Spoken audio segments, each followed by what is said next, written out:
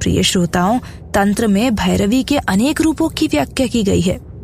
भैरवी साधक की संपूर्ण सहयोगी है और उसकी साथी भी। रथ के दोनों पहियों की तरह वे सिद्धि के रथ को खींचते हैं और सिद्धियां स्वयं ही उनकी अनुगामिनी बनती हैं। भैरव भैरवी, प्रकृति पुरुष, शिव पार्वती, साधक साधिका सब इसी के रूप हैं और इसी प्रकार भैरवी नाना रूपों में तंत्र मार्ग में विचरण करती है। भैरवी के नाना अर्थ हैं, पर तंत्र में वह अपना अलग महत्व और अर्थ रखती है। तंत्र में वह साधक या तांत्रिक की सहयोगी होती है। तंत्र रूपी रथ का वह दूसरा पहिया है जिस पर तंत्र की साधनाएं और सिद्धियां भागती हैं। रथ के पहाड़ियों पर ही रथ की गति और दिशा निर्भर करती है। एक भी पहिया निर्बल या उचित प्रकार से साथ देने वाला न हुआ तो रथ का वेग आहत होता है। बहुत कुछ साधनाएं और सिद्धियां भैरवी पर ही निर्भर करती हैं। तंत्र में नारी को भैरवी का स्थान प्राप्त है। भैरवी के रूप में वह एक अत्यंत सहायक और सशक्त माध्यम है। भैरवी के बिना साधना लगभग असंभव ही है। भैरवी का पर्याप्त विवरण विभिन्न ग्रंथों में मिलता है। बंगाल में भैरवी को सबसे अधिक मान्यता दी गई है। स्त्री अपने रूप लावण्य के कारण इस कार्य में उत्तम मानी गई है, वरन उसका शिष्ट और मृदु व्यवहार भी काफी सहयोगी होता है। बंगाल आसाम का क्षेत्र तांत्रिक के लिए अत्यंत ही उपयोगी और उर्वर रहा है। बंगाल में कामरूप या कामाख्या का नाम आज भी एक विचित्र रूप से संचरित कर जाता है। बंगाल का जादू आज भी मशहूर है। लोगों के बीच कामरूप कामाख्या के बारे में यह प्रचलित है कि वहां की स्त्रियां पुरुषों को भेड़ या बकरा बना दिया करती थीं। इस तरह की बहुत सी बातें प्रचलित थीं।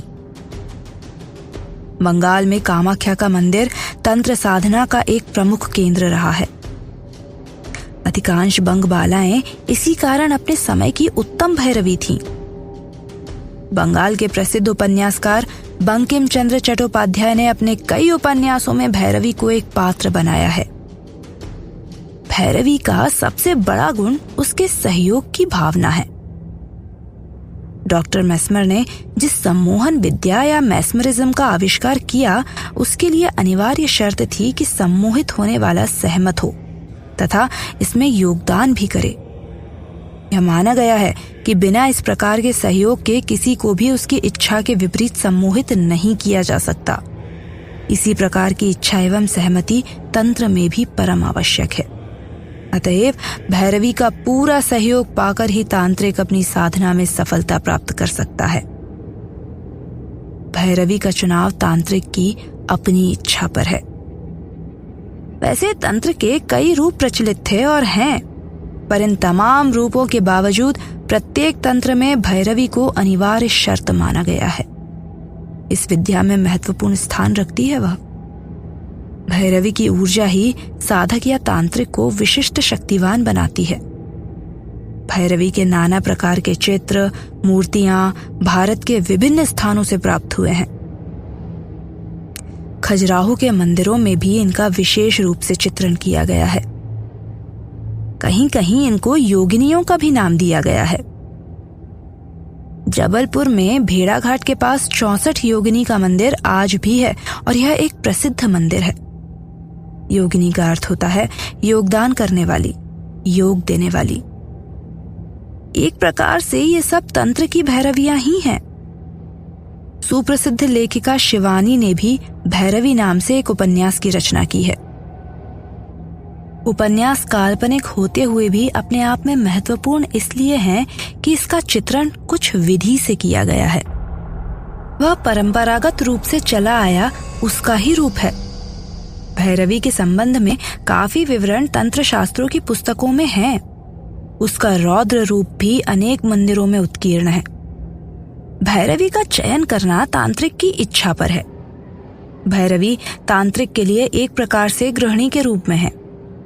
जिस प्रकार गृहिणी अपने गृहस्वामी के लिए सब प्रकार की व्यवस्थाएं करके रखती है, इसी प्रकार भैरवी तांत्रिक के लिए सारे प्रबंध करती है। उसके पूजा पाठ, विधि विधान का सरंजाम उसके ही हाथ में होता है। सारा कुछ वही सुनियोजित करती है। भैरवी का ही योगदान पाकर तांत्रिक सारी क्रियाएं करता है। तांत्रिक क्रियाएं प्रायः एक साधक के द्वारा जानी संभव नहीं है। इसमें एक न एक सहयोगी की आवश्यकता पड़ती है। भैरवी ऐसे ही सहयोगी का रूप होती है। तंत्र में उसका स्थान इसी कारण महत्वपूर्ण माना गया है। तांत्रिक उसका मनोयोग से सहयोग पाकर अपनी तमाम क्रियाएं संपन्न करता है। प्राचीन काल में तांत्रिक अपना अलग अलग रूप वेश बनाया करते थे, पर इस प्रकार का रूप वेश तंत्र में आवश्यक नहीं है। तांत्रिक के लिए अपना रूप औधड़ जैसा बनाए रखना भी एकदम आवश्यक नहीं है। जो लोग सिद्धि की चरम सीमा पर पहुंच जाते हैं, उन सब के लिए यह बात अलग है कि उनको दुनिया से मतलब नहीं रह जाता। वैसे भी आज के युग में कुछ लोगों ने इस प्रकार का वेश धारण कर रखा है। अपने तंत्र को व्यवसाय का रूप देने के लिए इस प्रकार का प्रचलन सा हो गया है। बड़े लंबे सर के बाल और लंबा चोगा जैसे आज का तांत्रिक वेश हो गया है। सत्य साईं बाबा, महेश योगी या रजनीश इसी वेश में है। तांत्रिक भी यही वेश रखता है, अपने को अलग रखने के लिए। इस प्रकार का वेश बना लिया है लोगों ने। वैसे तांत्रिक के लिए किसी प्रकार के वेश का विधान नहीं है। वह साधारण गृहस्थ के रूप में, सामान्य नागरिक के रूप में भी रह सकता है। वेश तो दिखावटी होता है। सबसे आवश्यक और बड़ी बात यह है कि साधना में वह कितना पटु है। मूल्य साधनाओं का नहीं है, वेश का नहीं है। तांत्रिक होना या सिद्धि साधना करना इस बात के लिए नहीं है कि कोई चमत्कार दिखाया जाए या किसी का अहित कर दिया जाए। यह सब अपने लिए करना आवश्यक है। स्व उन्नति या जीवन को सुखमय सफल बनाना ही तंत्र का इष्ट उद्देश्य है। तंत्र का अर्थ ही है अपना जीवन सफलीभूत करना। तंत्र साधनाएं यही सब इंगित करती हैं। अपने जीवन कार्यों को सफल और सुगम बनाना, आने वाली बाधाओं से अपनी रक्षा करना तथा सफलता के द्वार निरंतर खोलते रहना ही तंत्र का उद्देश्य है। अधिक से अधिक जन कल्याण के लिए इसका उपयोग किया जा सकता है। पीड़ित या दुखियों की सहायता करना, उनको दैविक या प्रेत बाधाओं से मुक्त रखना भी तंत्र का विधान है। ये सब साधनाएं और सिद्धियां इसी कारण हैं। इनका दुरुपयोग करना या किसी का अहित करना सर्वथा वर्जित है। ऐसा करने से तंत्र की शक्ति का अपने आप ह्रास होना शुरू हो जाता है, क्योंकि इसके द्वारा जो पीड़ित होगा उसके पीड़ित की तरंगे भी अपना करिश्मा दिखलाती हैं। तंत्र वास्तव में जन कल्याण के लिए है। यह एक ऐसी विद्या है जो इसी उद्देश्य से अस्तित्व में आई थी। इसी विद्या के लिए भैरवी की भी सृष्टि की गई थी। तंत्र में भैरवी सबसे निराले स्थान पर है। शिव काली का संयोग भी इसका प्रमाण है। शिव और काली का यह संबंध तांत्रिक और भैरवी का है। शिव के साथ मां काली की क्रीड़ाएं भैरवी के रूप में है, जो नाना प्रकार से हमारे सामने आज भी हैं। कुछ तंत्र व्यवस्थाओं में मानवेतर संभोग भी वर्णित है। इसमें मानवेतर प्राणी को भैरवी का स्थान दिया गया है। मानव पशुओं के साथ इस प्रकार की क्रीड़ाएं भी इसी आधार पर हैं कि उनके द्वारा प्राप्त ऊर्जा को तांत्रिक या साधक अपने इष्ट में प्राप्त कर सके। मानवेतर संभोग नई बात नहीं है। वैसे भी अपने व्यक्तिगत जीवन में अनेक लोग मानवेतर प्राणियों के साथ संभोग करते हैं। समाज रचना और स्वास्थ्य विज्ञान की दृष्टि से इसे बड़ा अनुचित माना गया है। यह एक घृणित कार्य भी है। इसके बावजूद तंत्र में इसका विधान जिस रूप से किया गया है वह स्वयं में ठीक है। वैसे भी तंत्र के संबंध में आम धारणाएं हैं कि कुल मिलाकर तंत्र घृणित क्रियाओं का ही कार्य है। तांत्रिक शब्द मात्र से लोगों के मन में यह बात आ जाती है कि यह एक घृणित अमानवीय कर्म करने वाला व्यक्ति है। तंत्र के बारे में इस प्रकार की भावनाओं का कारण स्वयं ऐसे तांत्रिक हैं जो इस प्रकार से अपना वेश बनाकर रहा करते हैं। वैसे तांत्रिक प्रयोग करने वाला या तांत्रिक ऐसा व्यक्ति होता है जो प्रदर्शन नहीं करता। वह किसी प्रकार की प्रसिद्धि की भी कामना नहीं करता। अपने जीवन की साधनाओं को वह गोपनीय ही रखता है। उसका साथ देने वाली भैरवी भी अपने ढंग से रहती है और क्रियाओं या साधना के तरीकों को खोलती नहीं है। भैरवी का एक रूप महाभैरवी भी होता है। यह भैरवी अत्यंत सिद्ध होती है और तंत्र दक्ष हो जाया करती है। बिना तांत्रिक सहयोग के यह बहुत सारी क्रियाएं कर सकती है। महाभैरवी एक प्रकार से स्वतंत्र रूप से तांत्रिक या साधिका हो जाया करती है। स्त्रियों के लिए तंत्र का क्षेत्र वर्जित नहीं है, वह उसमें भाग ले सकती हैं और पुरुष के समान ही साधनाएं कर सकती हैं। इस तरह की अनेक महिलाओं के प्रमाण मिलते हैं। तंत्र का देवी रूप ही नारी है, इस कारण वह सबके लिए वर्जित नहीं है। वह साधना कर सकती है, सिद्धि कर सकती है। जब ब्रह्मा को जगत का निर्माता माना गया है और विष्णु को सृष्टि का संचालक, निर्माता और संचालक दोनों ही महाभैरवी की पूजा कर रहे हैं। महाभैरवी की पूजा एक प्रकार से तंत्र की पूजा है। तंत्र की पूजा स्वयं ब्रह्मा विष्णु करें, उससे बड़ी महत्ता और क्या हो सकती है। इसका आशय है कि महाशिव का यह रूप सृष्टि के निर्माता और चालक से भी महान है। तंत्र की रचना का अपना महत्व है। तंत्र तो सर्वोपरि है और इस तंत्र में महाभैरवी की भांति भैरवी का भी कुछ न कुछ महत्व और अस्तित्व है।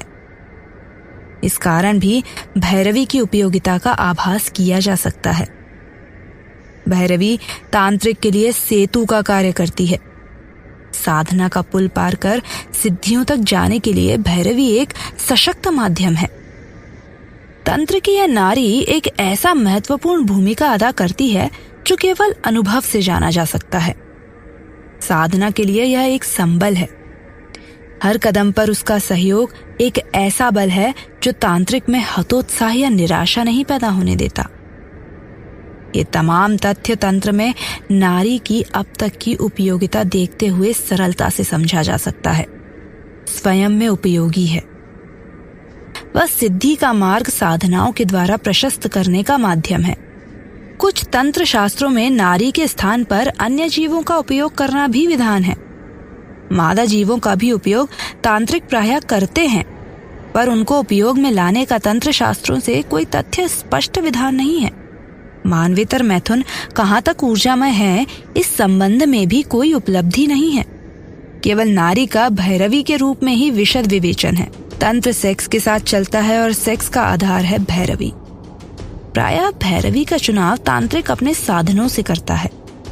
इसमें भैरवी की स्वीकृति आवश्यक है। अनिच्छा से, दबाव या भयवश इस कार्य के लिए किसी नारी का उपयोग करना हानिकारक है। तंत्र स्वेच्छा से किया गया कार्य है। जिस प्रकार प्राचीन काल में ऋषि मुनि जंगलों या एकांत निर्जन स्थानों पर तपस्या करते हुए अपनी साधनाओं में लीन रहा करते थे, उसी प्रकार तांत्रिक का भी स्थान शमशान, नदी तट या बावड़ी आदि हुआ करता था। वैसे सबसे उत्तम स्थान मरघट या शमशान ही माना गया है। भैरवी शमशान की संगनी के रूप में तांत्रिक के सहयोग प्रदान करती है। शमशान का तंत्र में अपना महत्व है। तंत्र में शमशान और नारी का भी एक अपना वैज्ञानिक संयोजन है। शमशान एक शव स्थल है। शव के जलने से ऊर्जा अथवा हाड़ मांस की गंध या गैसें शमशान के वातावरण को कुछ अलग रखती हैं। इसे विज्ञान की भाषा में प्रदूषण माना जा सकता है। शमशान का प्रदूषण कुछ अन्य ही प्रकार का होता है।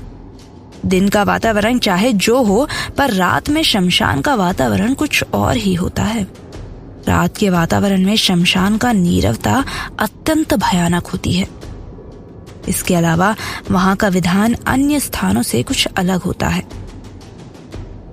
इस विधान में सांसारिक मोह माया की कोई बात नहीं होती। शमशान में सर्वत्र वैराग्य भावना होती है। शव के साथ आने वाला हर व्यक्ति मोह माया के वातावरण से परे होता है। यह सारा संसार उसको माया जाल के समान लगता है। शमशान के इस वातावरण के कारण वहां पर संसार से परे क्रियाएं करना उचित माना गया है। शमशान का सारा वातावरण वितरागी होता है। तंत्र संसार के पूरे मोह माया से दूर की ही साधन क्रिया है। इस कारण शमशान तो तंत्र के लिए अत्यंत उपयोगी स्थान है।